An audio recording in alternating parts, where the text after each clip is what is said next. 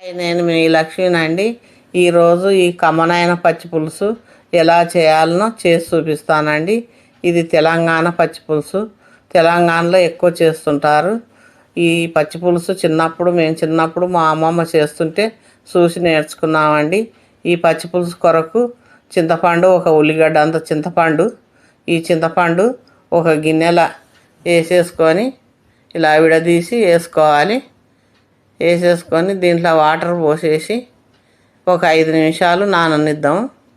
ఈ పక్కన పెట్టేద్దాం.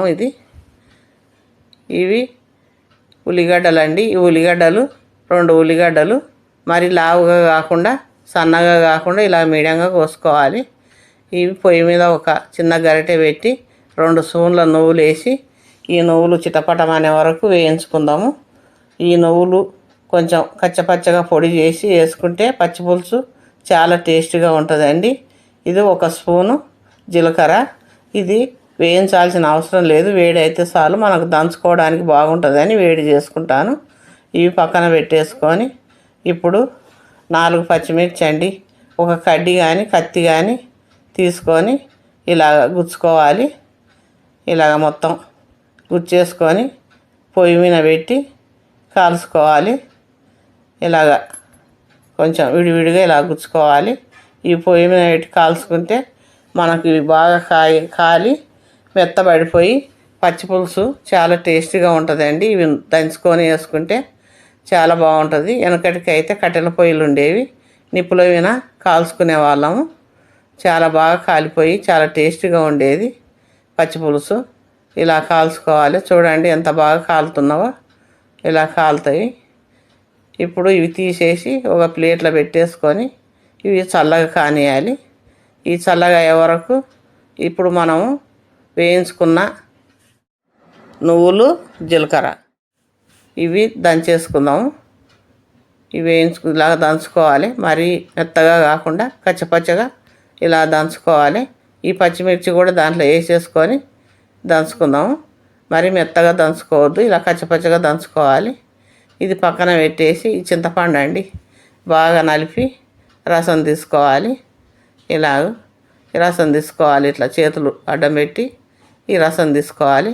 ఈ రసాన్ని పక్కన పెట్టేసుకొని ఇప్పుడు ఆ ఉల్లిగడ్డలుల్లా ఈ దంచుకున్న పేస్ట్ వేసేసుకొని ఇలా వేసేసుకొని దీనికి ఒక కొత్తిమీర సన్నగా కట్ చేసి పెట్టుకున్నవి వేసుకుందాము.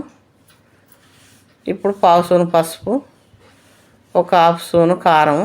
మనం పచ్చిమిర్చి వేసుకున్నా కూడా ఈ కారం వేసుకోవాలి. సరిపడా సాల్ట్ వేసుకొని బెల్లం అండి 2 స్పూన్లు. మీ ఇష్టం, మీకు స్వీట్ వద్దనుకుంటే తీసేయండి. కానీ ఈ బెల్లం వేసుకుంటేనే మనకు పచ్చి పులుసు చాలా టేస్టీగా ఉంటుంది. ఈ పదార్థాలన్నీ బాగా ఉల్లిగడ్డలకు పట్టేటట్టు ఈ ఉల్లిగడ్డలన్నీ బాగా నలిపేయాలి. ఇలాగా కలిపిన తర్వాత ఈ చింతపండు రసము పోసేసుకొని మళ్ళీ ఒకసారి కలిపి వాటర్ పోసుకోవాలి. మనకు ఎంత పులుపు కావాలో అంత పులుపు వాటర్ పోసుకోవాలి.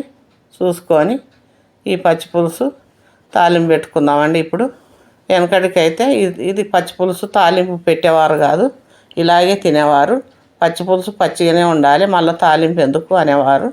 ఇప్పుడైతే ఇంకా టేస్ట్ బాగుండాలి అని తాలింపు పెడుతున్నారు. ఇది వెనకటికి మా తెలంగాణ చేసేవారండి పచ్చి పులుసు. ఇప్పుడు అన్ని ప్రాంతాల్లో చేస్తున్నారు.